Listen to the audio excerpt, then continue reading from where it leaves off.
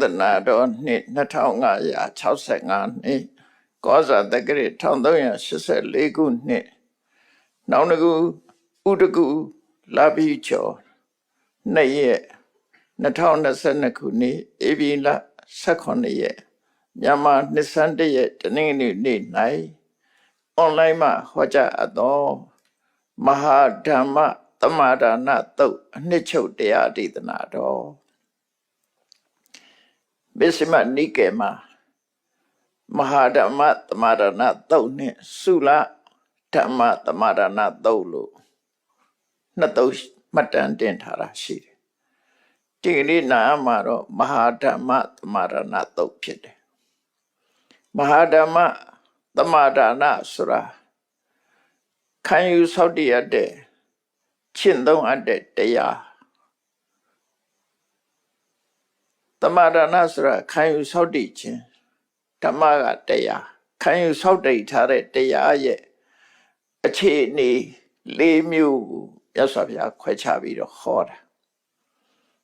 ယဟန်ဒီကိုဟောတဲ့သုတ်တံအဲ့တော့မြတ်စွာဘုရားကဘာကစဟောလိုက်တုံးဆိုရှေဘုံယနတတ္တဧဝံကမ္မဧဝံသန္တာဧဝံဒိဋ္ဌာယဆိုရှေဘုံယအဖြစ်နဲ့တရဝရိဟာဒီလိုဆန္ဒရှိကြတယ်အဟောဝတ္တအနေထာပရိဟာနေယံအိဋ္ဌာအဘိဝတ္တေယမလိုချင်တာတွေရောပါပြီးလိုချင်တာတွေတိုးပွားလာရင်ကောင်းမှာပဲလို့လောကမှာလိုချင်စရာကောင်းတာတွေလည်းရှိတယ်လိုချင်စရာမကောင်းတာတွေလည်းရှိတယ်အိဋ္ဌာယုံလည်းရှိတယ်အနေထာယုံလည်းရှိတယ်အနေထာယုံนี่ရောပါပြီးအိဋ္ဌာယုံတိုးပွားလာရင်ကောင်းမှာပဲလို့စိတ်ဆန္ဒတွေလို့ရှိကြတယ်တဲ့အဲ့လိုစိတ်ဆန္ဒရှိပြီမဲ့လို့လူတွေရဲ့စိတ်ဆန္ဒနဲ့ပြောင်းပြန်ဖြစ်သွားကြမလိုချင်တဲ့အိဋ္ဌာယုံนี่တိုးပွားလာပြီးတော့လိုချင်တဲ့အိဋ္ဌာယုံကလျော့ပါဆုံးရှုံးသွားကြတယ်အဲ့တော့လူတွေရဲ့ဆန္ဒမပြည့်ဘူးလို့ဆိုလို့တယ်တရဝရရဲ့စိတ်ဆန္ဒမပြည့်ဘူးအဲ့ဒီလိုချင်တာမရမလိုချင်တာရတာဟာဘာကြောင့်လဲတတရတုံမိကံဟေတုံပစ္စေထရဟန်းတို့အနေနဲ့ဘယ်ဟာကိုအကြောင်းတရားလို့ယုံကြည်ကြသလဲဒါကိုလည်းမေးကြည့်လိုက်လို့ရှိရင်မေးခွန်းထုတ်လို့ရတာလူတွေဟာလိုချင်တာမရဘဲနဲ့မလိုချင်တာရနေကြတယ်ဖြစ်ချင်တာတွေမဖြစ်ဘဲနဲ့မဖြစ်ချင်တာတွေဖြစ်နေအဲ့ဒီလိုဖြစ်တာဘာကြောင့်လဲအကြောင်းဘယ်လိုပြကြမလဲလို့ဆိုရင်တော့အမျိုးစုံဖြေကြမှာပဲเนาะအဲ့တော့ယဟန်ဒီကဒီရသော်ဘုရားကဘယ်အကြောင်းတရားကိုမင်းတို့လက်ခံယုံကြည်ကြသလဲလို့ဆိုတော့ယဟန်ဒီလိမ္မာပဏ္ဏစွာပြန်လျှောက်ကြတယ်အရှင်ဘုရားတဲ့တပည့်တော်တို့သိတဲ့တရားတွေဟာမြတ်စွာဘုရားထံမှာသိကြရတာဖြစ်လို့မြတ်စွာဘုရားရဲ့ရှင်းလင်းဟောပြမှုကြောင့်တရားအသိတွေရကြတာဖြစ်လို့ဒီမေခွန်းရဲ့အဖြေကိုလည်းပဲအရှင်ဘုရားပဲဖြေပေးပါရှင်ဘုရားဖြေတဲ့အခါမှာတပည့်တော်များမှတ်သားကြရပါမယ်လို့ရဟန်းနေအဲ့လိုပြန်လျှောက်ကြအဲ့လိုပြန်လျှောက်တော့မြတ်စွာဘုရားကအဖြေပေးတဲ့အနေနဲ့ဟောတာအသိဉာဏ်မရှိတဲ့စာပေသင်ကြားမှုမရှိတရားဓမ္မကိုကြားနာမှုမရှိတဲ့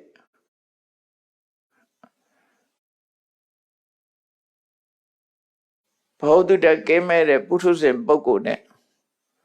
တရားဓမ္မတွေကိုကြားနာလို့တရားဓမ္မအသိရှိတဲ့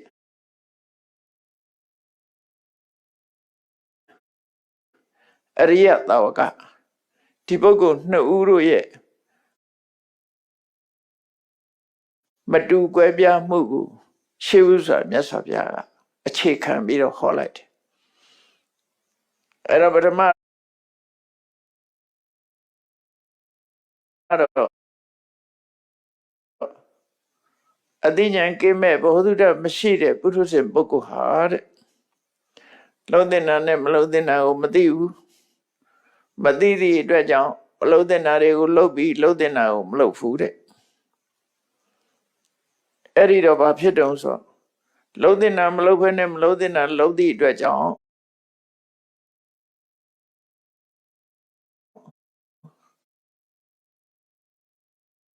ကိုမလို့ချင်တာတွေရပြီးတော့လိုချင်တာတွေကဆုံးရှုံးနေတယ်အဲ့ဒီလိုဖြစ်တာဘာကြောင့်လဲလို့ဆိုဒါကအသိဉာဏ်ကင်းမဲ့တဲ့ပုဂ္ဂိုလ်တွေမှာဖြေရဖြစ်စင်ပါလို့မြတ်စွာဘုရားသူကသူဘေးကုန်းထုတ်ပြီးသူကသူဖြေလိုက်တယ်ဟုတ်တာပဲလောကမှာဒါတွေကဖြေရဖြစ်စင်နေလေလွယ်လွယ်မမပြုလုပ်တာဘယ်သူမပြုမိမိမှုဆွဲတိုင်းအမှန်တရားကိုမသိလို့ကိုလုံးတဲ့လုပ်ရအကြောင်းအရာလူတွေဟာကိုလိုချင်တာမရတာလည်းပဲကိုလုံးတဲ့လုပ်ရအကြောင်းပဲဖြစ်တယ်ပေါ့ကိုရဲ့မသိမှုကြောင့်ဖြစ်တယ်မလုံးတဲ့နာတွေကိုလှုပ်လိုက်တယ်လှုပ်တဲ့နာကြတော့မလှုပ်ဘူးဆိုလွဲချော်မှုတွေဖြစ်လာတယ်ပေါ့သူဆိုလိုတာအဲ့ဒီဖြေကိုပြပြီးမြတ်စွာဘုရားကဘ ਹੁ တုတရှိပြီးတော့မြတ်စွာဘုရားဒီသူတော်ကောင်းတွေဟောတဲ့တရားဓမ္မကိုကြားနာပြီးတုတရှိတဲ့အရိယသာဝကတွေကတော့လှုပ်တဲ့နာနဲ့မလှုပ်တဲ့နာခွဲခြားသိတယ်တဲ့သိသည့်အတွက်ကြောင့်မလှုပ်တဲ့နာကိုရှောင်တယ်လှုပ်တဲ့နာကိုလှုပ်ကြတယ်အဲ့ဒါကြောင့်မို့လို့သူတို့မလှုပ်ခြင်းနဲ့အနိဋ္ဌယုန်တွေကရောပါသွားပြီလှုပ်ခြင်းနဲ့အိဋ္ဌယုန်တွေကိုရတယ်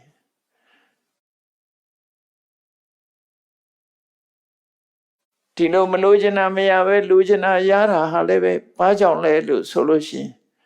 အသိဉာဏ်ရှိတဲ့ပုဂ္ဂိုလ်တွေမှာဒါဖြေရဖြစ်စင်မှာပဲလို့သူတို့ဟောတာဟုတ်တာပဲလောကမှာဉာဏ်ရှိသူနဲ့မရှိသူဆိုတာအများအားကွာခြားတယ်လေအသိဉာဏ်ရှိတဲ့ပုဂ္ဂိုလ်ကသူလှုပ်တာတွေကကောင်းကျိုးချမ်းသာရဖို့ပဲဖြစ်တယ်အသိဉာဏ်မရှိတဲ့ပုဂ္ဂိုလ်လုံးလိုက်ရင်လွယ်လွယ်မှာအမှားတွေဖြစ်တယ်ပေါ့ဒါဟာလောကရဲ့ထုံတန်းစင်တာမြတ်စွာဘုရားကအဲ့ဒီနေရာလေးမှာဘုရားဟောပုံလေးကပါတော့တန်ကိတ္တဟေတု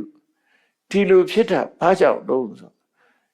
ဧဝံဟေတံဟောတိယထာတံဝိတတုနောဒါလောက်လေးပဲသူဖြေပေးတာတော့ဒါပညာရှိလို့ဖြစ်တာပါအသိဉာဏ်ရှိရင်ဖြစ်ပါတယ်ဆိုတဲ့အဓိပ္ပာယ်ကိုပြောတာနော်အဲ့တော့လောကလူတွေကတော့ဒီဟာကိုအကြောင်းလို့မထင်ပဲနဲ့ကိုယ့်ရဲ့အမှားကိုအမှားလို့မသိပဲနဲ့ကံကောင်းတဲ့ကံမကောင်းမှုလို့ညှိကြတယ်ပေါ့ကံကိုအပြစ်ချကြတယ်ပေါ့အခြေအနေတစ်ခုပြစ်တင်တယ်သူများကိုပြစ်တင်တယ်အကြောင်းမရှိအကြောင်းရှာအဲ့လိုလုပ်မြတ်စွာဘုရားမဟုတ်ဘူးအသိဉာဏ်ရှိခြင်းမရှိခြင်းအသိဉာဏ်ကဲမဲ့ခြင်းအသိဉာဏ်ကြီးမားခြင်းဒါဟာအဖြေပဲတဲ့အဲ့တော့ဒီအဖြေကိုကြည့်လိုက်မယ်ဆိုရင်ဘုန်းကြီးတို့တွေကိုယ့်ဘဝမှာအသိဉာဏ်ရှိနေထိုင်မှုဘလောက်အရေးကြီးတယ်ဆိုတာအမှန်တမ်းမှတ်သားဖို့ကောင်းတာပေါ့နော်ဒါကြောင့်မို့အသိဉာဏ်ကိုစီးဖို့အထောက်ကြရမယ်မသိသေးတာတွေသိအောင်သိပြီးသားတွေပို့ပြီးတော့ရှင်းရှင်းလင်းလင်းသိအောင်ကိုရှိထားတဲ့အခြေအနေတစ်ခုကိုအသုံးချပြီးတော့တုတ္တဆိုတာစီးဖို့အထောက်ကြမှာဖြစ်တယ်အဲ့ဒါမသိလို့ဆိုလို့ရှိရင်လောကမှာအကောင်းနဲ့ဆိုအကြောင်းနဲ့အကျိုးခွဲခြားသိနိုင်တာဒါကြောင့်လူဖြစ်လာတဲ့အခါမှာလူဘဝဟာပညာသင်ညာရတယ်လေ ငယ်စဉ်ကလေးအကြောင်းထားရတယ်ဆိုတာဒီအဓိပ္ပာယ်တွေပဲပေါ့မိဘတွေကဆုံးမတယ်ဆရာသမားတွေကဆုံးမတယ်တဖြည်းဖြည်းချင်းလူဟာတမိုးရှိတဲ့အသည့်တွေရပြီးတမိုးရှိတဲ့ပုဂ္ဂိုလ်ဖြစ်လာတာသူကသူမွေးတဲ့တမိုးရှိလာတာတော့မဟုတ်ဘူးပေါ့အဲ့လိုသင်ရင်နဲ့ပြောင်းလဲမှုတွေဖြစ်လာတယ်ဆိုတဲ့သဘောတရားကိုမြတ်စွာဘုရားဟောပြခြင်းပဲဖြစ်တယ်အဲ့ဒီလိုအခြေခံဟောပြီးတဲ့နောက်မှာခံယူကျင့်သုံးခြင်းကိုခံယူကျင့်သုံးတဲ့တရား၄မျိုးခံယူကျင့်သုံးတဲ့ကျင့်သုံးမှုနဲ့ပတ်သက်ပြီးတော့မြတ်စွာဘုရား၄မျိုးခွဲခြားပြီးတော့ဟောတယ်အဋ္ဌိဓမ္မသမ္မာဒနာပစ္စုပ္ပန္နဒုက္ခင်စေဝအာယတင်္စဒုက္ခဝိပါကံဆိုလိုတာကခံယူကျင့်သုံးတဲ့တရားတွေထဲမှာတဲ့ပစ္စုပ္ပန္နဒုက္ခလုံနေတဲ့အချိန်မှာအခက်ခဲအမျိုးစုံကြုံတော်လဲပဲအခက်ခဲမျိုးစုံကြုံပြီးတော့ရလတ်ထွက်ပေါ်တဲ့အခါမှာလည်းပဲအခက်ခဲတွေနဲ့ကြုံရတတ်တယ်ဆိုတော့ကလုံတုံးကလည်းဆင်းရဲတယ်ရလတ်ဖြစ်လာတဲ့အခါမှာလည်းပဲဆင်းရဲတယ်မကောင်းတဲ့အကျိုးပဲရတယ်ဒါတစ်ခုတဲ့ဒုတိယတစ်ခုကပစ္စုပ္ပန္နဒုက္ခအာယတိန်ဒုက္ခဝိပါကလုံတုံးကတော့လွယ်ကူချမ်းသာတယ်တဲ့ဒါပေမဲ့လို့နောက်ပိုင်းကျတော့ဒုက္ခအကျိုးရတယ်မကောင်းတဲ့အကျိုးတွေခံစားရပြန်တယ်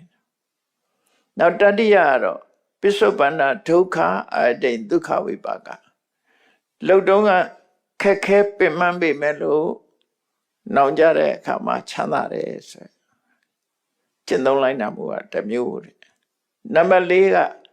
ပစ္စုပ္ပန္နဒုက္ခိသအာယတိန်သဒုက္ခဝိပါကလုံတုံးကလည်းချမ်းသာတယ်ရလာတော့လည်းချမ်းသာတယ်အဲ့တော့၄မျိုး၄စားခွဲခြားပြီးတော့ဟောတာဓမ္မသမารဏ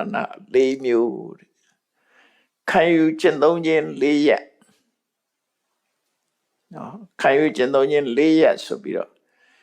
မြတ်စွာဘုရားစပြီးတော့ဟောလိုက်တယ်အဲ့တော့အတူချုပ်ထပ်ပြီးတော့မှတ်မယ်ဆိုရင်နံပါတ်၁ကလှုပ်တဲ့အချိန်မှာလဲဒုက္ခအကျိုးရတဲ့အချိန်မှာလဲဒုက္ခလှုပ်တော့လည်းဒုက္ခရတော့လည်းဒုက္ခ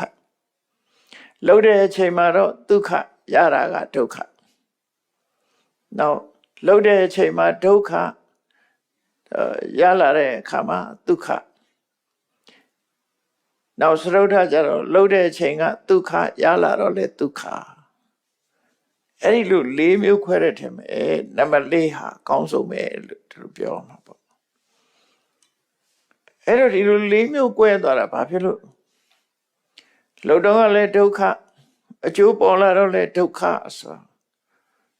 ဘယ်လိုကြောင့်ဒီလိုဖြစ်ရတာတော့ဆိုအမှန်တရားကိုမသိလို့ပဲအသိဉာဏ်ကင်းမဲ့ပြီးတော့အဝိဇ္ဇာမှောင်နေကြာရောက်နေတဲ့ပုဂ္ဂိုလ်တယောက်ဟာတဲ့ဒီမလှုပ်တဲ့နာနဲ့လှုပ်တဲ့နာကိုခွဲခြားမသိဘူးတဲ့ဒါမသိမှုကအဓိကပဲမလှုပ်တဲ့နာနဲ့လှုပ်တဲ့နာကိုခွဲခြားမသိဘူးမသိသည့်အတွက်ကြောင့်မလှုပ်တဲ့နာတွေကိုလှုပ်တယ်မရှောင်ဘူးအဲ့ဒါကြောင့်မလို့မကောင်းကျိုးတွေသူမှရနေတယ်တော့လှုပ်တော့လည်းပင်မနဲ့ရှာလာပြန်တော့လည်းအကောင်မရဘူးဒါဒီလိုဟာလည်းရှိတာပဲအဓိကတော့မသိခြင်းအဓိကပဲနောက်နံပါတ်2ကျတော့လှုပ်တော့ကတော့လွယ်ကူချမ်းသာပါရဲ့ရှာလာတဲ့အခါမကောင်းတာရတယ်ဒါဟာလည်းပဲမသိခြင်းအခြေခံပဲလှုပ်တဲ့နာနဲ့မလှုပ်တဲ့နာမသိဘူးမသိပေမဲ့လို့ तू ကလှုပ်တယ်မရှောင်ဘူး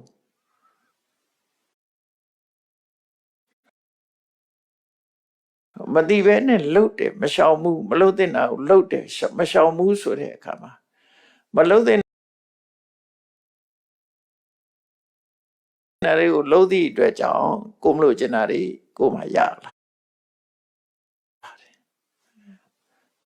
အဲ့တော့ဒီမှာလည်းပဲလှုပ်တုံးကတော့လွယ်ကူပေမဲ့ရလာတဲ့အခါဒုက္ခပဲရတယ်နံပါတ်3ကလှုပ်တုံးကဒုက္ခရလာတော့ဒုက္ခဆိုတာကြတော့သူလည်းလှုပ်တဲ့နာမလှုပ်တဲ့နာကိုမသိဘူးလှုပ်တဲ့နာမလှုပ်တဲ့နာကိုမသိဘူးမသိပေမဲ့လို့မလှုပ်တဲ့နာကိုသူကမလှုပ်ဘူးရှောင်လိုက်တယ်မလှုပ်တဲ့နာကိုမလှုပ်ဘူးရှောင်လိုက်တယ်ဒါကြောင့်မို့လို့မကောင်းတာတွေသူကမဖြစ်ဘူးလို့သူတို့ဆိုလို့ပေါ့နောက်စတုထပုဂ္ဂိုလ်ကတော့လှုပ်တော့ကလည်းလောကူချမ်းသာတယ်ရလာတော့လည်းချမ်းသာဒုက္ခရတယ်သူလည်းမသိတာမှန်တယ်မသိဘူးဆိုပေမဲ့လို့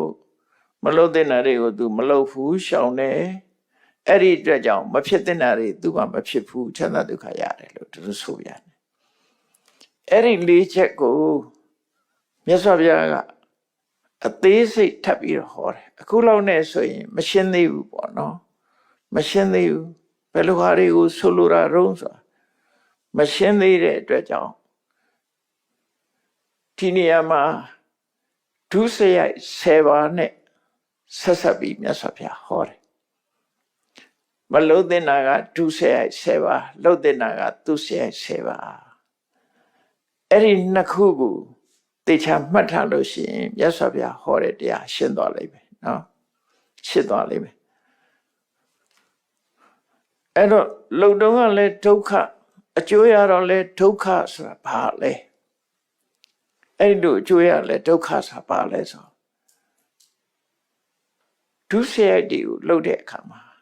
ဆိုပါစို့ကာယဒုစရိုက်3ပါးသူများတဲ့ကိုတတ်တယ်သူများဥစ္စာခိုးတယ်သူတော်ဘာသာပြပြက်မှားတယ်ကာယဒုစရိုက်3မျိုးဝစီဒုစရိုက်4မျိုးသူတော်ဘာအကျိုးပြပြအောင်လိန်တယ်တုံးနဲ့တူမတက်အောင်ဂုံတိုက်တယ်နေမငဆာဆဲရည်ပြီးကျန်တဲ့သွားတွေပြောတယ်အကျိုးမရှိတဲ့စကားတွေပြောပြီးချိန်ဖြုံးတယ်ဝစီဒုစရိုက်4ပါမနောဒုစရိုက်3ပါသူများပစ္စည်းကိုရလို့မျက်စိအပိစ္ဆာတဏှာရှိတယ်သူတစ်ပါးကိုပျက်စီးစေလို့တဲ့ဒီစိတ်ရှိတယ်သူတစ်ပါးကောင်းစားတာကိုမကြည့်ဘူးပျက်စီးစေခြင်းနဲ့ဆိုတဲ့ဖြာပါဒရှိတယ်နောက်ကံကံဤကျိုးညင်းပယ်တယ်ဆိုတဲ့မိစ္ဆာယူဝါဒရှိတယ်အဲ့ဒါဒုစရိုက်10ပါအဲ့တော့ပထမပုဂ္ဂိုလ်ကပထမနဲ့ဒုတိယကအဲ့ဒုစရိုက်တွေနဲ့ပတ်သက်တယ်ပေါ့နော်ပထမပုဂ္ဂိုလ်ကပထမအလုပ်ပေါ့လေပထမခံယူကျင့်သုံးမှုကလှုပ်တုံးကလည်းဒုက္ခရတော့လည်းဒုက္ခဒုတိယကလှုပ်တုံးကတော့ဒုက္ခရလာတော့ဒုက္ခအဲ့တော့ပထမရလှုပ်တာဒုက္ခဒုက္ခနှစ်ခုခွဲတာရတာတော့ဒုက္ခကြီးပဲတရား1နဲ့2ကနော်အဲ့တော့လှုပ်တုံးကဒုက္ခရလာတော့လေဒုက္ခနံပါတ်1နံပါတ်2ကလှုပ်တုံးကဒုက္ခရလာတော့ဒုက္ခအဲ့ဒါဘာလဲဆိုနံပါတ်1ကိုမြတ်စွာဘုရားဟောတယ်သူဟာသူများအသက်တတ်ခြင်းသူများဥစ္စာခိုးခြင်းသူတော်ဘာသားမယားပြစ်မှားခြင်းသူတော်ဘာအကျိုးပြက်အောင်လိန်ဒီပြောဆိုခြင်းမုဒဝါဒဆိုတာတာမန်လူတွေနားလဲနေတာမျိုးမဟုတ်ဘူးမြတ်စွာဘုရား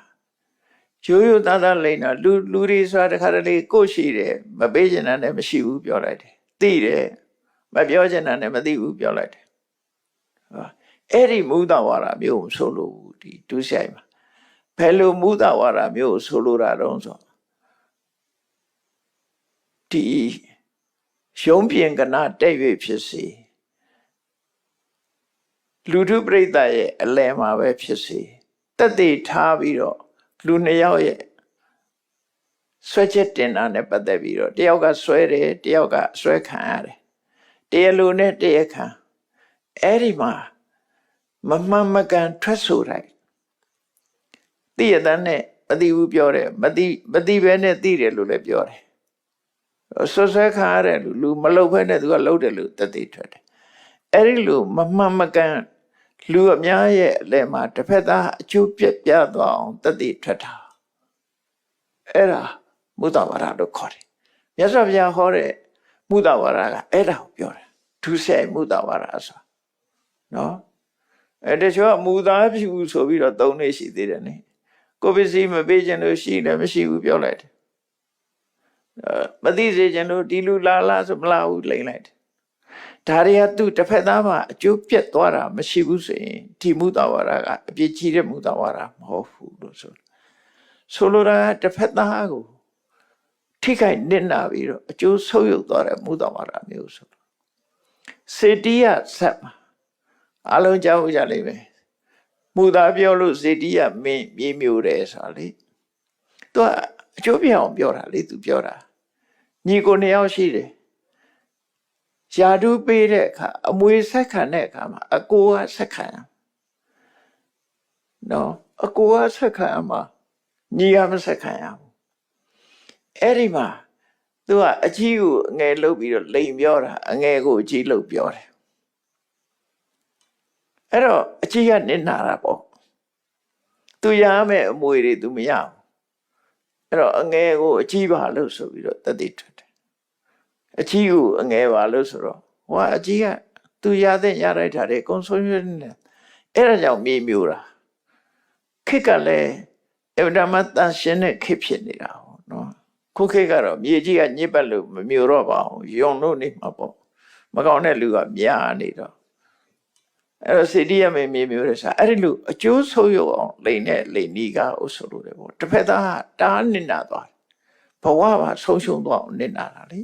သူရရမယ်အမွေပစ္စည်းတွေမရတော့သူ့ရဲ့ထွက်ဆိုချက်အဲ့ဒီလိုဟာမျိုးဆိုလို့ဒါကြောင့်မို့မြတ်စွာဘုရားကမုဒ္ဒဝါဒနဲ့ပတ်သက်ပြီးတပည့်ကတော်ဝါပရိသတ်ကတော်ဝါတပည့်ကတော်ဆိုတာဒီအစည်းဝေးရဲ့အလဲကောင်ရောက်ပရိသတ်ကတော်ဝါဆိုတာပရိသတ်ရဲ့အလဲညာတိမိစ္ဆကတော်ဝါဆွေတွေမျိုးတွေရဲ့အလဲမှာတစ်ဖက်သားပြက်ဒုက္ခရောက်သွားအောင်မသိပဲနဲ့သိတယ်လို့ပြောတယ်သိရတဲ့နဲ့မသိဘူးလို့ပြောတယ်ဟိုတစ်ဖက်သားအကျိုးမဲ့နစ်နာဆုံးယုံသွားတယ်အဲ့ဒီလိုမုဒ္ဒဝါဒမျိုးဆိုလို့တယ်အဲ့တော့မုဒ္ဒဝါဒလုပ်တယ်အဲ့တော့လိမ်ပြောတယ်တုံးနဲ့တူမတက်အောင်ဂုံးတိုက်တယ်ဂုံးတိုက်တဲ့အခါမှာဟိုတခြားရွယ်ချက်မရှိဘူးသူ့ကိုခြေဆုတင်စေခြင်းနဲ့ဟိုနှစ်ယောက်ကွဲသွားစေခြင်းနဲ့သူ့ကိုတော့ခြေဆုတင်စေခြင်းနဲ့အဲ့ဒီစိတ်နဲ့ဂုံးတိုက်တယ်နေမငါစားဆဲရည်တယ်အကျိုးမရှိတဲ့စကားတွေပြောတယ်နော်သူရပစ္စည်းရလို့မှုသူတစ်ပါးကိုပျက်စီးစေလို့မှုဆိုလောဘဒေါသတွေရှိတယ်အကြအမြင်ဒီမှန်ကန်တဲ့ကံကံရဲ့အကျိုးညှင်းပယ်တဲ့မိစ္ဆာဒိဋ္ဌိရှိတယ်ဆိုတဲ့အခါမှာပထမပုဂ္ဂိုလ်ကအဲ့ပါဏာတိပါဒတို့ဒီဒုစရိုက်တွေလှုပ်တဲ့အခါမှာသူဟာဆင်းဆင်းရဲရဲခက်ခက်ခဲခဲပင်ပန်းခံပြီးတော့လှုပ်ရပင်ပန်းနဲ့အဲ့လှုပ်တဲ့အချိန်ခက်ခဲမျိုးစုံကြနေပြီးတော့ဟိုလှုပ်တယ်တချို့တလေတော့ဒုစရိုက်လှုပ်တာပဲကြည့်ပါအောင်တော့ငါဖမ်းတာပဲဆက်နှစ်ဖမ်းတဲ့လူကလွယ်တယ်လေတချို့ကျတော့ရေလဲကောင်းထီအောင်ဆင်းပြီးတော့ငါမလာအောင်ငမြားချိတ်ကလေးနဲ့စောင့်နေတဲ့လူလည်းရှိတာရှည်ထဲမှာတခါတည်းအကြာကြီးစိန်ပြီးတော့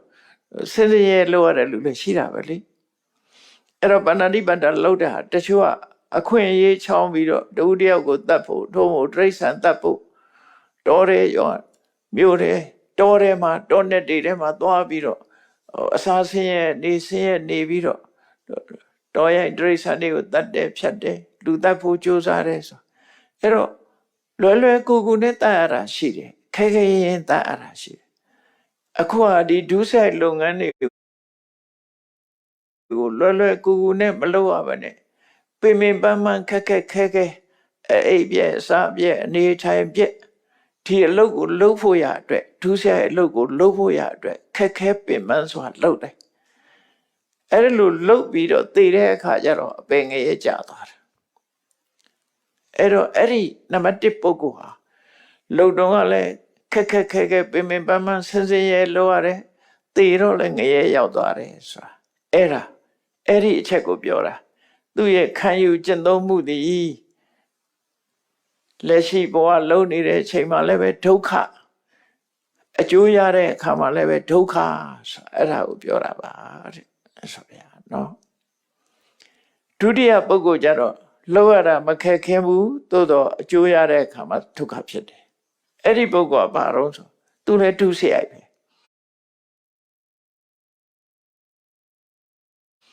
ဒါပေမဲ့သူကလွယ်တယ်တရားတကောင်တတ်ရတာလည်းလွယ်တယ်အေးစစ်စစ်လေးလေးတချွန်ချွန်နဲ့တည်းမဲ့တတ်တယ်သူ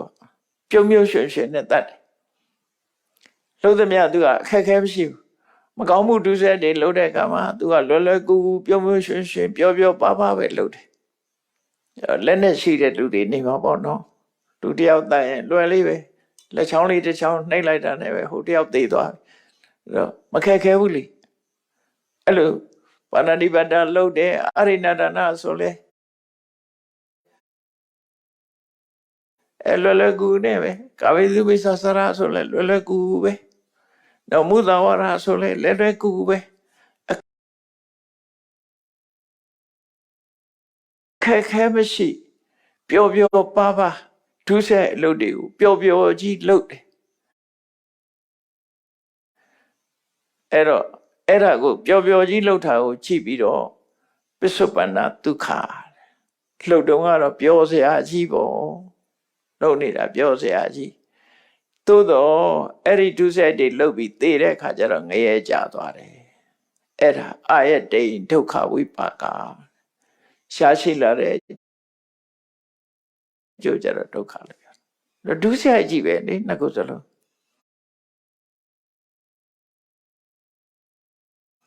အဲ့ဒါကိုရွေ့ပြီးတော့ဟောတာမြတ်စွာဘုရားဒီမှာ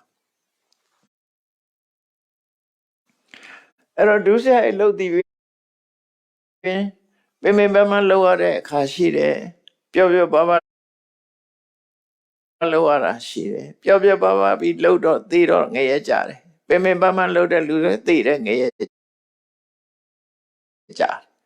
အဲ့ဒါကိုခွဲခြားပြီးတော့မြတ်စွာဘုရားနံပါတ်1ကပစ္စုပ္ပန္နဒုက္ခလို့တော့ခက်တယ်နံပါတ်2ကျတော့ပစ္စုပ္ပန္နဒုက္ခလို့နေတော့လွယ်တယ်ပြောတယ်ဆိုတဲ့အထိပ္ပယ်ဒါကိုပြောတာနော်သူတော်ဘာတတိတတ္တတွေဆိုရင်တချို့ဆိုအပြောတောလဲတာလေတချို့ကဒါစပေါ့သဘောမျိုးလုပ်နေတာဒီစနိုက်ပါဆိုပါတော့ထွင်တာတွေပါလေကြည့်အရင်တော့ဒီစနိုက်ဆိုရယ်ငှက်ရှိတယ်အဲ့ဒီငှက်ကအငြိမ်မနေဘူးရှေကန်းပါးတွေမှာကျက်စားတယ်အဲ့ဒီစနိုက်ဆိုရယ်ငှက်ကိုသူတို့ကစပေါ့အနေနဲ့ဖြစ်ကြတယ်အင်္ဂလိပ်လက်ထက်ကအင်္ဂလိပ်တွေကအဲ့ဒါကိုစပေါ့အနေနဲ့ပြစ်တာသူတို့စားခြင်းလို့ပြစ်တာမဟုတ်ဘူးတသက်သူတို့ရဲ့ကြိုးပမ်းအထောက်မှုပြစ်ဖို့မတန်မှခက်တဲ့အကောင်လှုပ်ရှားနေသည့်အတွက်ကြောင့်အများအား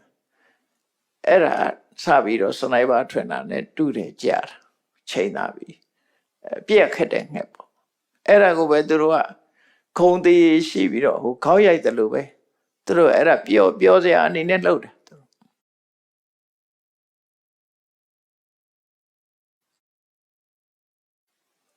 အဲ့ဒါမျိုးတွေဟာပစ္စုပ္ပန္နဒုက္ခအာယတိဒုက္ခဝိပါကလို့ခေါ်တယ်အဲ့တော့နံပါတ်3ကျတော့ပစ္စုပ္ပန္နဒုက္ခလို့တော့ကတော့ခဲလို့တယ်ရှားလာတဲ့အခါကျတော့ချမ်းသာတယ်အဲ့ဒါဘာပြောတာတုံးဆိုသူ့ဆရာနဲ့ပတ်သက်တဲ့ထားကြတော့ပါဏာတိပါဒကရှောင်းတယ်သူဆရာဆိုပါဏာတိပါဒကရှောင်းတယ်မဟုတ်တာလှုပ်တာရှောင်ရတယ်ရှောင်တဲ့အခါမှာတချို့ကြတော့ပင်ပန်းပန်းရှောင်ရတယ်ဟိုလူကိုယ်တိုင်ကဒေါသကြီးတော့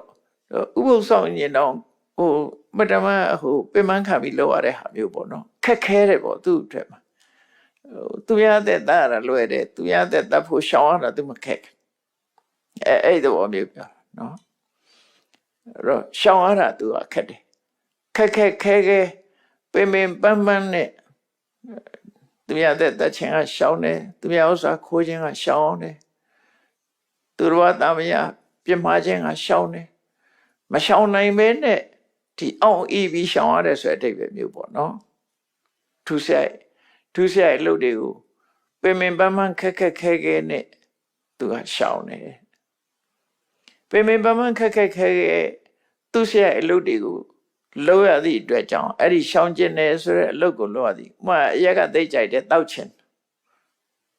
နော်အိမ်မပြောဘူးမူရစီသုံးကျင်တယ်ဒါပေမဲ့လူကအသား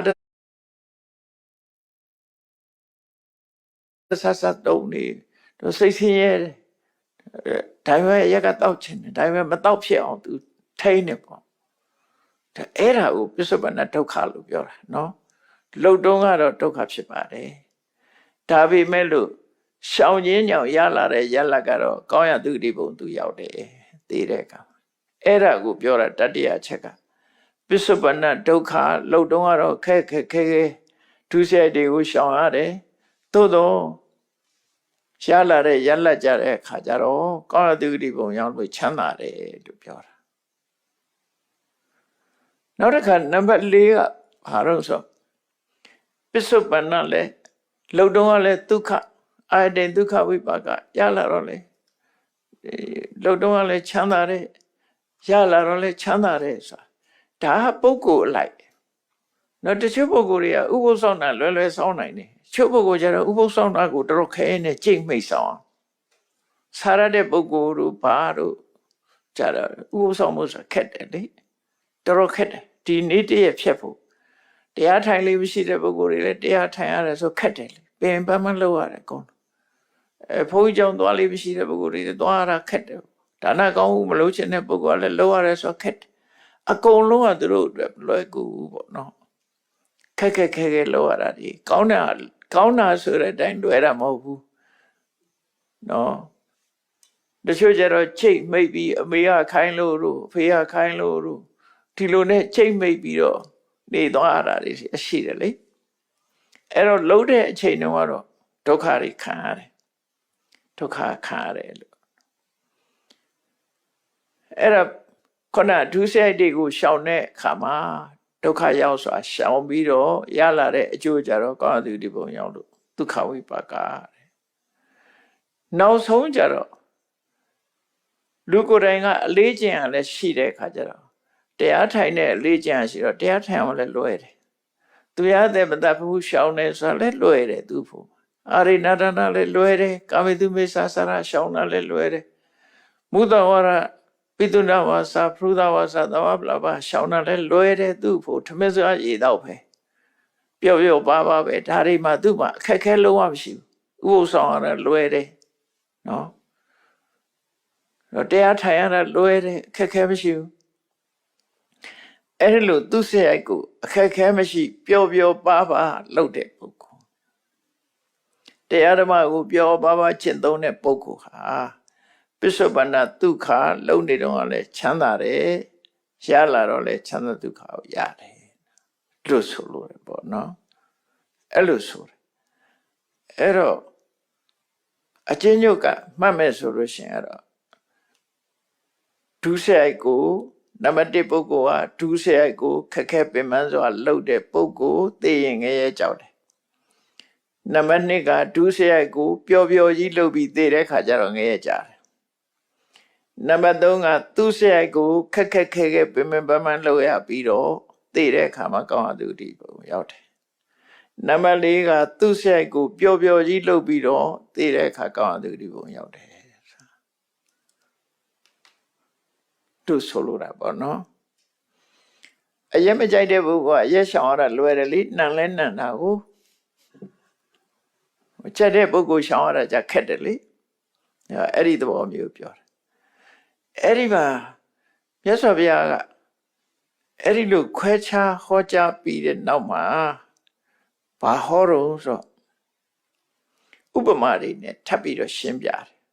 ဥပမာနဲ့ထပ်ရှင်းပြတယ်အဲ့တော့အနှစ်ချုပ်ဆိုအတူပြောရမယ်ဆိုလို့ရှိရင်ဥပမာနံပါတ်1ပုဂ္ဂိုလ်ကဘာနဲ့တူနေတော့လောရလဲလှုပ်တဲ့အချိန်မှာလဲဒုက္ခရလကလည်းဆိုးနံပါတ်1ပုဂ္ဂိုလ်ကအဲ့ဒါဘာနဲ့တူတော့လို့ဆိုရင်တဲ့အမတန်ခါတဲ့ဘူကားရည် အမှန်တန်ခါတဲ့အရေးကိုအနံ့ကလည်းမကောင်းဘူးအရသာလည်းမကောင်းဘူးမတန်ခါအနံ့ကလည်းဆိုးလိုက်တာအရသာကလည်းဆိုးလိုက်တယ်အဲ့ဒီအပြင်ဘာလုပ်ထားတော့ဆိုအစိတ်ခတ်ထားတယ်နော်အနံ့ရသာလည်းမကောင်းဘူးမကောင်းတဲ့အပြင်စိတ်ခတ်ထားတယ်လူကလည်းတောက်ချင်တယ်ရေတားတောက်ချင်တယ်ဆိုခါသူ့ကိုဟောတာအမှန်တန်ခါတဲ့အရေးနော်အစာတော့ပြေးမဲ့တောက်ရင်ဒါပေမဲ့အနံ့ကလည်းဆိုးတယ်ရတာလည်းဆိုးတယ်ပြီးရင်ဒီအစိတ်ခတ်ထားတယ်ဘိုက်ထဲရောက်သွားရင်တော့မင်းဒုက္ခပေးမှာပဲဆိုတာသို့တော့လူတယောက်ဟာအဲ့ဒီအရေးကိုသူတောက်လိုက်တယ်တောက်ပြီးတော့ရေငတ်တာကိုဖြေပြောက်လိုက်တယ်အဲ့တော့တောက်တဲ့အချိန်မှာလည်းပဲနန်းစော်လို့အနံ့ကလည်းမကောင်းအရသာလည်းဆိုးဆိုးနဲ့မျက်စိမိတ်ပြီးတော့မျိုးချလိုက်တယ်ဘိုက်ထဲရောက်တဲ့အခါကျတော့စိတ်ကတက်အဲ့တော့လှုပ်တုံးကလည်းဒုက္ခအကျိုးရတဲ့အခါမှာလည်းဒုက္ခအဲ့ဒီဥပမာနဲ့ပေးတာဗျာတိတ်တကလာဘူးဝိသေနတန်တထောတိတ်တကလာဘူးဆိုဘူးခါလို့ပြောတယ်အလာဘူးဆိုဘူးဒီအခါအဲ့ဒီဘူးဒီအခါကိုစိတ်ခတ်ထားတယ်သို့တော့ရေငတ်တော့တောက်ဆရာမရှိတော့တာတောက်တယ်တောက်ပြီးရင်ဒုက္ခရောက်တယ်အဲ့ဒါနံပါတ်1ပုဂ္ဂိုလ်အဲ့တိုင်းပဲတဲ့လှုပ်ထားလဲဒုစရိုက်ပင်ပန်းပန်းလဲစင်စရဲလှုပ်ရတယ်သေတော့လဲမကောင်းတဲ့အကျိုးတွေခံစားရတယ်တော့အဲ့ဒီလုံမျိုးလူတွေမလှုပ်ဘူးလားဆိုလှုပ်ကြတာပဲရှိတာအဲ့ဒါလှုပ်တဲ့လူတွေရှိတယ်ဒုတိယကျတော့မြတ်စွာဘုရားဘာဥပမာပေးထားတော့ဆိုအာပါနိယကန္တာတယ်အာပါနိယဆိုအရက်ချိုတစ်ခွက်အရက်ချိုလေးတော့အနံ့ကလည်းမှုေးတယ်ရတာလေးလည်းချိုးတယ်တောက်ချင်စရာလေးအဆင်းရောလည်းလှပ်ပါတယ်ဒါပဲစိတ်ခတ်ထားတယ်ရေငတ်နေတဲ့လူတယောက်လာတယ်တိတ်ပြီးတော့ရေကငတ်နေတော့တောက်ချင်တဲ့အခါကျတော့ဟောရိဟာကအနံ့လည်းကောင်းတယ်ကွာအရသာလည်းကောင်းတယ်ချိုးလည်းချိုးတယ်အရသာကောင်းတယ်အနံ့ကောင်းတယ်အဲ့တော့မင်းတောက်ချင်တောက်ဒါပေမဲ့လို့ဒီမှာစိတ်ခတ်ထားတယ်မရှောင်နိုင်တဲ့အခါကျတော့အဲ့တူကကဲသိကျင်လည်းသိပါစေဆိုပြီးတော့အရက်ချိုချိုအနံ့အသက်ကောင်းကောင်းလေးနဲ့တောက်လိုက်တယ်တောက်တော့ကတော့ဟာကောင်းလိုက်တာဘိုက်တယ်မှာအနံ့ကလည်းကောင်းတာကိုအရသာလည်းချိုးတာတောက်ချလိုက်တော့ကောင်းလိုက်တာလို့ပြီးတဲ့အခါကျတော့အမလေးဆိုဖြစ်သွားအစိတ်တက်ပြီဆိုတော့မှအမလေးဖြစ်တယ်ဆောင်းရသည်ကြတော့ဗမာတွေတူတွေတောဟယောဂကလေးတွေဘာဖြစ်တတ်တော့ဆိုနှခမ်းကွဲတဲ့ယောဂဖြစ်တတ်တယ်နော်ငယ်တော့ရဖြစ်ဘူးတယ်အဲ့နှခမ်းကွဲယောဂနဲ့ပတ်သက်ပြီးတော့ဆက်ပွဲထဲမှာလူပြက်တီလူရှင်တော်တွေရဲစရာလှုပ်ထားကြောက်တယ်ငယ်တော့နော်ဟိုရှိပြီးတော့ဟာ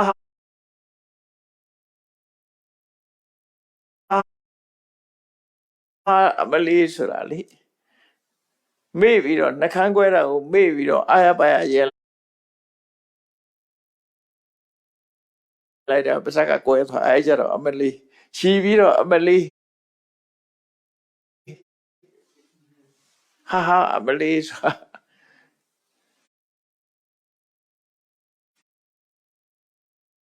ာတချို့တကယ်ဖြစ်တာအဲ့ဒါ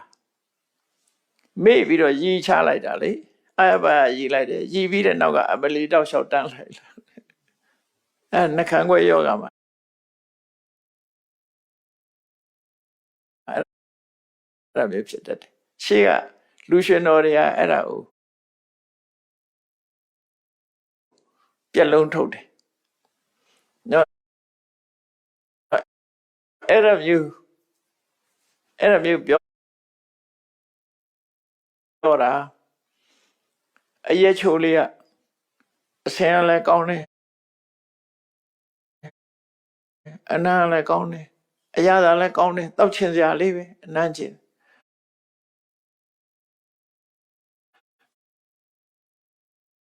သို့တော့စိတ်ခတ်ထားတယ်အမရှောင်နိုင်တော့အဲ့ဒါတောက်လိုက်တယ်တောက်ပြီးကောင်းလိုက်တာဆိုပြီးတဲ့ခါကျတော့အမလေးဖြစ်သွားစိတ်သိမ့်ပြီဆို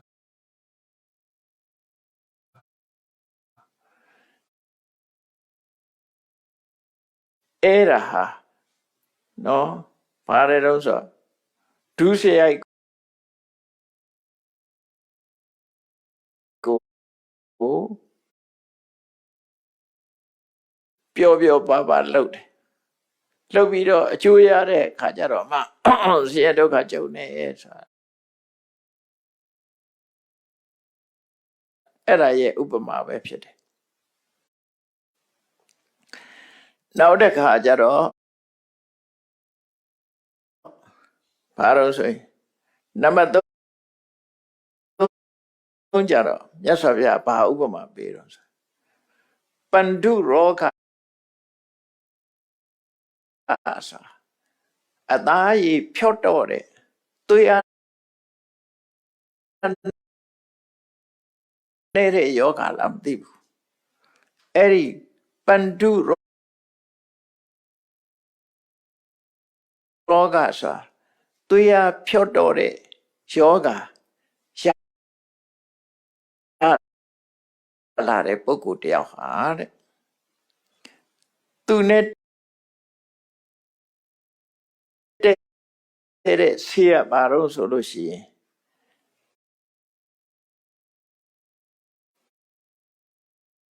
ပုတိမုတ်တနွားချင်းငယ်ကြီးကအနံလဲဆိုးတယ်လေအခုပဲဆွန်းနွားချင်းငယ်ပုတ်တာပဲဒါကြောင့်ပုတိလို့ခေါ်တာနွားချင်းငယ်ကြီးပူနွေးလဲပုတ်တာပဲနန်းနဲ့အနံ့ကဆိုးတယ်ပူနွေးလဲအနံ့ဆိုးတာပဲအဲ့ဒီမှာဒီယောဂပြောက်စေနိုင်တဲ့ဆေးတွေထည့်ထားတဲ့ခတ်ထားတဲ့နွားချင်းငယ်ကြီးနွားချင်းငယ်ဆေးကိုပေးတယ်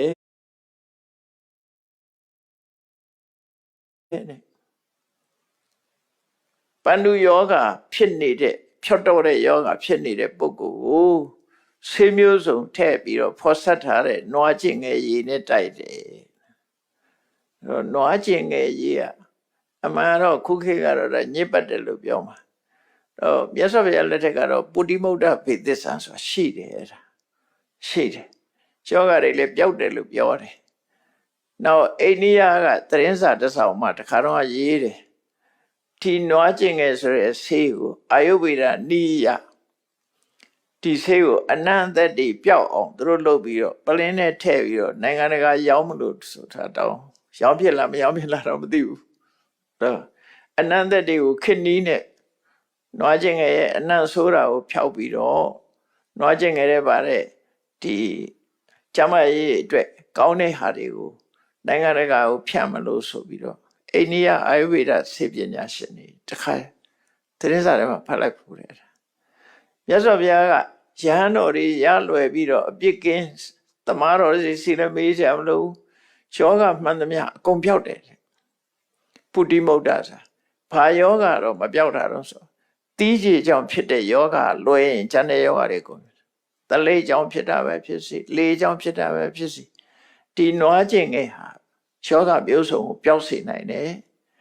အဲ့တော့တီးကြီးကြောင့်ဖြစ်တဲ့ယောဂကျတော့စီးပြုသည်ဖန်ကားသည်ကိုနွားကျင်ငယ်တဲ့စိန်လိုက်မယ်ဆိုလို့ရှိရင်စီးပြုဖန်ကားကတီးကြီးကြောင့်ဖြစ်တဲ့ယောဂကိုပျောက်စေတာဖြစ်တော့ကြောင့်ယောဂမှန်တဲ့အကုန်ပျောက်တယ်လို့ပြောတာ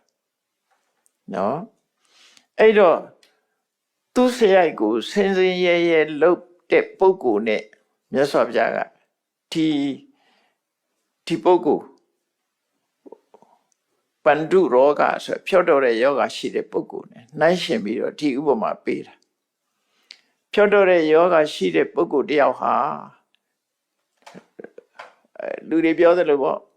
ယောဂပျောက်ဖို့အတွက်ဆေးကားကြီးပဲတောက်ရတယ်ဆိုတာလို့ပေါ့အနံ့ဘလောက်ဆိုးဆိုးတောက်ရမယ်ဆိုအဲ့တော့အဲ့ဒီယောဂဖြစ်တဲ့ပုဂ္ဂိုလ်ကိုဆေးမျိုးစုံရောဆွဲထားတဲ့နွားကျင်ငယ်ဆေးကိုပေးတယ်တဲ့နှာခေါင်းပိတ်ပြီးတော့မနေမြုပ်ချရမယ်အရာသာလည်းမကောင်းဘူးအနံ့လည်းမကောင်းဘူးအဲ့ဒီမကောင်းတဲ့ဆေးကိုကြိတ်မိတ်ပြီးတော့မြုပ်ချလို့ဗိုက်ထဲရောက်တဲ့အခါကျတော့ဟောယောဂပျောက်သွားတော့အဲ့ကြတော့ဝမ်းသာရပြန်ရောဝမ်းသာရပြန်အဲ့တော့လိုပဲသူ့စရိုက်ကိုမလှုပ်ချင်နဲ့ကောင်းစွာချိုးဆားလှုပ်ရတဲ့ပုဂ္ဂိုလ်တယောက်ဟာလုံးမိသွားလို့ရလာတဲ့ချမ်းသာဒုက္ခကောင်းရသူဂတိပုံရောက်တော့ချမ်းသာရပြန်ရောဒါကိုဥပမာပေးထားတာမြတ်စွာဘုရားနော်နောက်နံပါတ်၄ကျတော့သူ့စရိုက်ကိုပျော်လှုပ်ပြီးတော့ကောင်းရသူဂတိပုံရောက်တဲ့ပုဂ္ဂိုလ်ဒါကြတော့အကောင်းကြီးပဲလှုပ်ရတော့လည်းကောင်းတာပဲရတော့လည်းအကောင်းပဲအဲ့ဒါကြတော့ဘာနဲ့ဥပမာပေးတော့ဆိုလောဟိတပက္ခန္တိကယောဂသွေးဝမ်းသွန်တဲ့ယောဂလို့ပြောတယ်သွေးဝမ်းသွားတဲ့ယောဂဒီထဲမှာတော့အဲ့ဒီဆေးနိပါတယ်ပျောက်မပျောက်တော့မသိဘူးသူသွေးဝမ်းသွားတဲ့ယောဂဖြစ်နေတဲ့ပုဂ္ဂိုလ်ကိုတဲ့ရှေးခေတ်ကဘာဆေးပေးတော့ဆိုလို့ရှိရင်တတိဆိုတဲ့ဒိန်ချင်းမဒုဆိုတဲ့ပြားရည်နော်တပ်ပိဆိုတဲ့ထောပတ်ဖာဏိတဆိုတဲ့တင်းလေအဲ့ဒီလေးမျိုးကိုအချိုးချရောမှွေထားတဲ့ဆေးစတုမရူလို့ပြောခြင်းပြောလို့ရဒါပေမဲ့ကနေ့ခေတ်ပေါ်တဲ့စတုမရူကအဲ့ဒါမဟုတ်ဘူးစီးတွေပါနေနော်စီးတွေပါတယ်အဲ့ဒါမှစတုမရူဒီတိုင်းဖော်ခြင်းတော့ဖော်လို့ရတတိနိုထံလို့ပေးတာထိန်ခြင်းကိုပြောတာလို့ပြောတယ်နိုထံဟောတတိနိုထံမထုကပြားရည်တပ်ပိကထောပတ်ဖာဏိတတင်းလေအဲ့ဒီလေးမျိုးကိုအချိုးစရောမှွေထားလိုက်ရင်အရသာရှိတာပေါ့အကောင်းလေးကြီးပဲမှွေထားတာလေစတုမထုစာအချိုးလေးမျိုးလို့ပြောတာခုခေတ်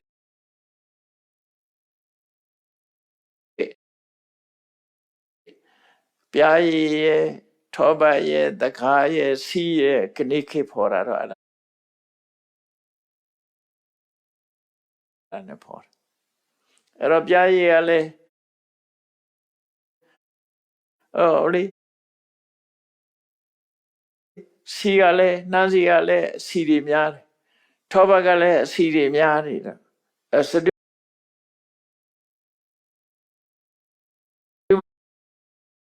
ဘုရား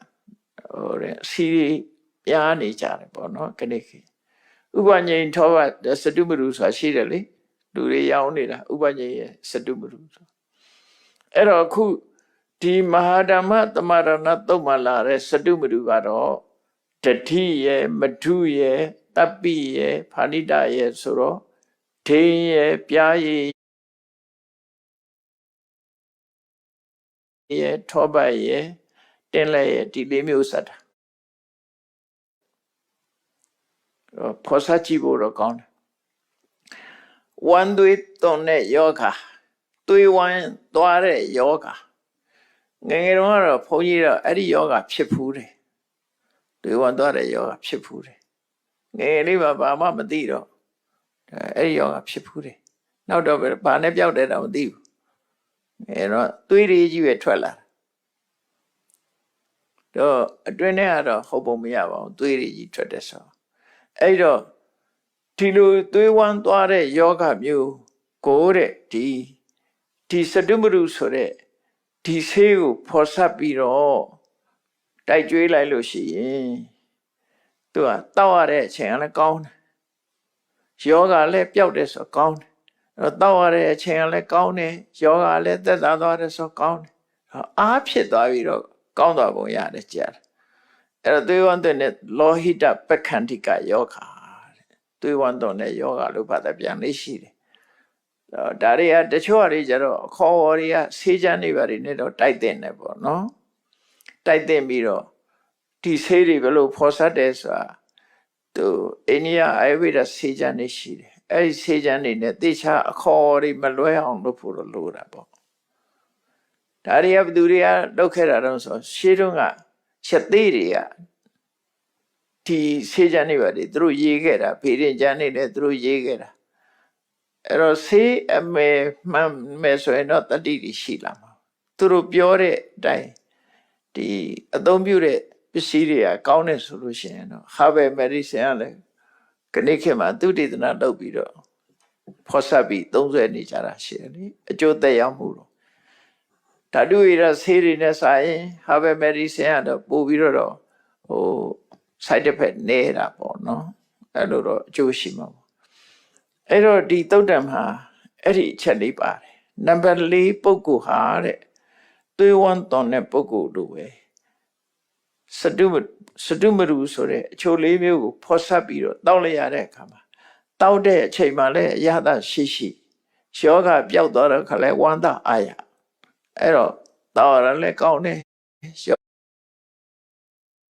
ယောဂပျောက်တာလည်းကောင်းတယ်ဆိုဒါ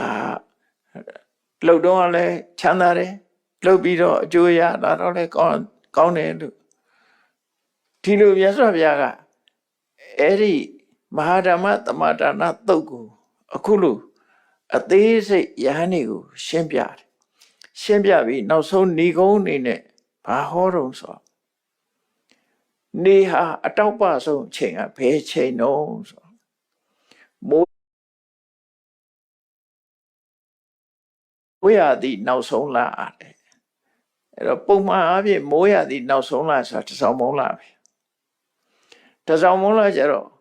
ဒီမြူမုံတွေဘာတွေကနဲသွားတယ်ဒါမှမဟုတ်ကျဲဆုံးနေဆိုတာကျဲကစုံလာတာမဟုတ်ဘူးတစ်ဆောင်မုံလပြီနေကြတော့ခုနကမြူမုံတွေဘာတွေကင်းသွားလို့ကောင်းကင်ကြီးကပိုးချီတာပိုးချီတော့ကျဲတွေပိုးမြင်ရတယ်အထိပ္ပယ်ကတော့အဲ့လိုပေါ့အဲ့တစ်ဆောင်မုံလမှာကောင်းကင်ဟာအမှန်တမ်း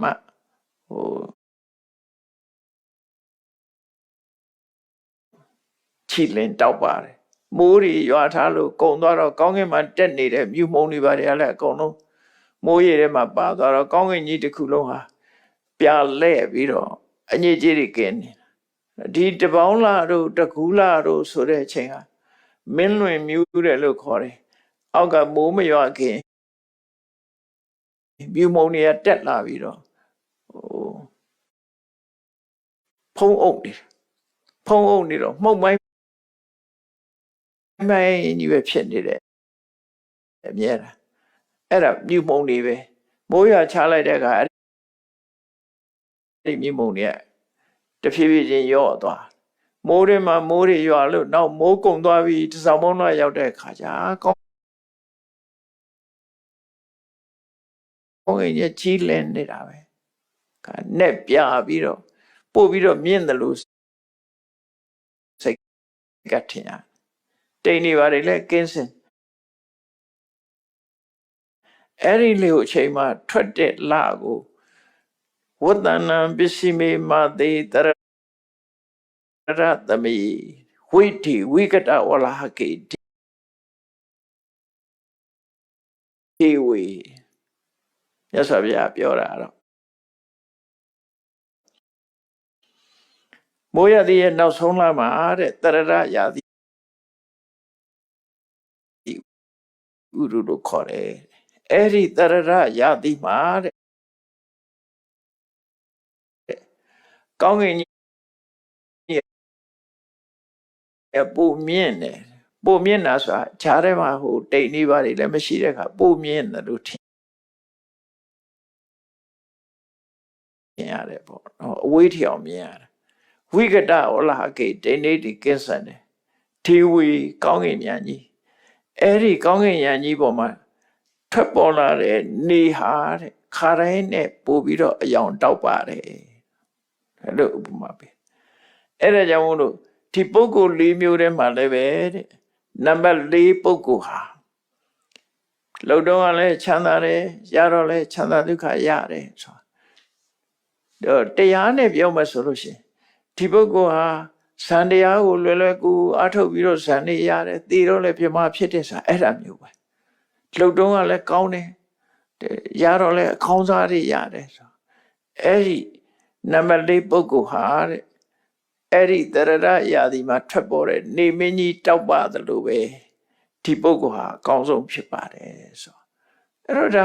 မြတ်စွာဘုရားဒီလိုပုဂ္ဂိုလ်မျိုးဖြစ်အောင်ကြိုးစားကြလို့တန်းညွှန်တာပါပဲအဲ့တော့ဒီလိုပုဂ္ဂိုလ်မျိုးဖြစ်အောင်ကြိုးစားကြလုပ်တဲ့အချိန်မှာလဲကောင်းရာသူဂတိကောင်းတဲ့အလုပ်ကိုလုပ်ရတာအလွယ်တကူလုပ်နိုင်သွားတယ်ရလာတဲ့အကျိုးကလည်းအတ္တမချမ်းသာတယ်ဒါပြောမယ်ဆိုရင်ဒုက္ခပฏิပဒါခိဗ္ဗဗိညာပေါ့ကျင့်ရတာလဲချမ်းသာတယ်သိတာလဲလျင်မြန်တယ်ဆိုရှင်သာရိပုတ္တရာတော့အဲ့ဒီပုဂ္ဂိုလ်မျိုးပဲဒုက္ခပฏิပဒါခိဗ္ဗဗိညာကျင့်တော့လည်းအခက်အခဲမရှိဘူးအသိဉာဏ်လည်းအလွန်လျင်မြန်တယ်ဆိုတဲ့အကျိုးကိုရတယ်ဒါဟာဒီလိုမြတ်စွာဘုရားကတရရရာဒီမှာထွက်တဲ့လလို့နေမင်းကြီးလိုပဲဒီစရုထပုဂ္ဂိုလ်ဟာအမှန်တမ်းအကောင်းဆုံးပုဂ္ဂိုလ်မျိုးဖြစ်တယ်ဆိုတာကိုနဲ့ဒီသုတ်တန်ကိုဆုံးသတ်ထားတာဖြစ်တယ်။ရှမ်းတော်တွေဟာမြတ်စွာဘုရားဟောတဲ့တရားကိုဝမ်းမြောက်ဝမ်းသာဖြစ်ပြီးတော့ဒီသုတ်တန်ကိုပြည့်စုံတာ။တရားချစ်ခင်သူတော်စင်ပြိဿပေါင်းတို့တော်ဝရီရဲ့စိတ်ဆန္ဒအရကောင်းတာလို့ကျင်တော့လဲမကောင်းတာရခြင်းဟာလှုပ်တဲ့နာနဲ့မလှုပ်တဲ့နာမသိပဲနဲ့မလှုပ်တဲ့နာတွေလှုပ်ကြလို့သာဖြစ်တယ်လှုပ်တဲ့နာမလှုပ်တဲ့နာကိုသိပြီးမလှုပ်တဲ့နာကိုရှောင်မဲ့လှုပ်တဲ့နာကိုလှုပ်ဆောင်မဲ့ဆိုရင်ကိုယ့်ရဲ့ဆန္ဒအတိုင်းဖြစ်နိုင်တယ်ဆိုတဲ့အဓိပ္ပာယ်ကိုအနှစ်ချုပ်အဖြစ်မြတ်စွာဘုရားဟောကြားခြင်းဖြစ်တယ်ဒါကြောင့်မို့ဘဝကြုံတွေ့လာတဲ့အခါမှာမလှုပ်တဲ့နာတွေလှုပ်တဲ့နာနဲ့မလှုပ်တဲ့နာကိုသိအောင်ကြိုးစားရမယ်သိပြီးတဲ့အခါကျတော့မလှုပ်တဲ့နာကိုရှောင်အောင်မယ်လှုပ်တဲ့နာကိုလှုပ်ဆောင်မလှုပ်တဲ့နာကိုရှောင်ခြင်းလှုပ်တဲ့နာကိုလှုပ်ဆောင်ခြင်းဖြင့်ကောင်းကျိုးချမ်းသာတွေကိုယ်မှာရရှိနိုင်တယ်ဆိုတာမှတ်သားနာယူပြီးကျင့်ကြံကြိုးကုပ်ပွားများအထောက်တော်မူနိုင်ကြပါစေကုန်သတည်း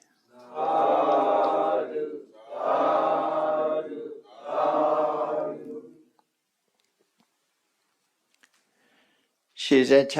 ရှင်ဖယားဖယားတပည့်တော်တို့သည်ဓမ္မအတိညာရရှိမှသာလျှင်နိဗ္ဗာန်ချမ်းသာကိုမျက်မှောက်ပြုနိုင်ပါသောကြောင့်ဓမ္မအတိညာရှားရှိစေရန်ရှိသံကြလျက်ဓမ္မသဘင်ဆင်ကျင်ပါ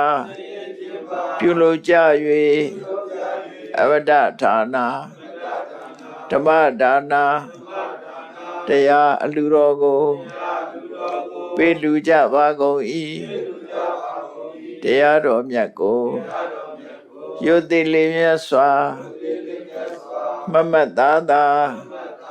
အာယုထားလျက်နာကြားကြပါကုန်၏တရားတော်မြတ်ကိုတတ္တဗဝတ္ထုအစွစုတို့ဖြင့်ပူဇော်ကြပါကုန်၏ယနေ့ယခုအာထုပြုလုပ်ကြရသောဤကောင်းမှုဤကုသိုလ်စွစုသည်နိဗ္ဗာန်ချမ်းသာ၏အကြောင်းထောက်ပံ့ဖြစ်ပါစေတည်းဤကောင်းမှု၏အဖို့ဘာကကိုအမိအဖအဖို့အဖွာဆရာသမမစာပြေကဘာသူကဘာသာလူနဲ့မြမတတ္တဝါများတို့အားအမြအမြ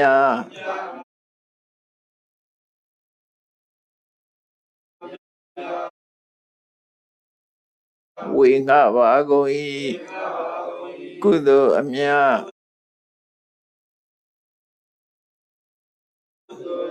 ကိုယ်စီရကြကုန်သည်ဖြစ်၍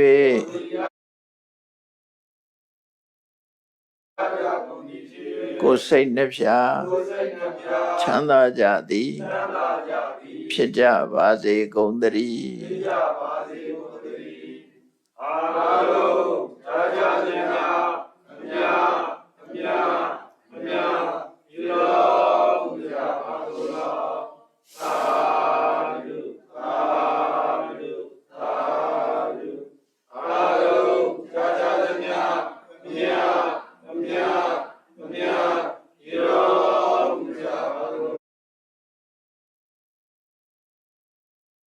Bro.